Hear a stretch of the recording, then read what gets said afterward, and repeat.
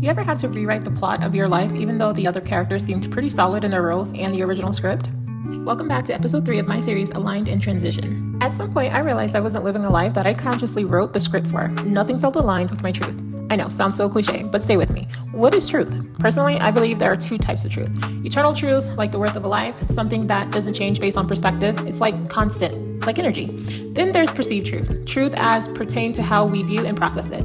Even my definition of truth can be viewed as perceived truth, and that's totally fine with me. Not here to convince you of anything, just sharing my truth. I now realize I was living a version of life that catered to other people's truths, especially the trauma-filled conditioned truths and beliefs of my family that I grew up on. Everything felt so confusing. The more I talked to those around me, the more out of focus I became, the more tension rose. In this, I also made a lot of mistakes with who and what information I shared with others.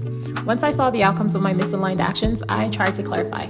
I tried to shine a light on my own flawed actions that I perfectly conveyed to others, but it seemed too late. My perceived truths helped shape theirs as well. I did my best to right what I felt I harmed. Once I saw that their perceptions weren't changing regardless of my actions, that's when I knew it didn't matter what I had said before.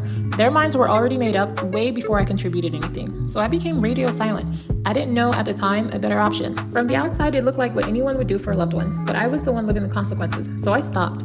I started trusting the yeses that rose from deep inside me, and that's when everything changed. My peace didn't come from being right. Hell, a lot of people still think I'm making the wrong choices. My peace came from finally choosing myself. Follow and stay tuned for part 4.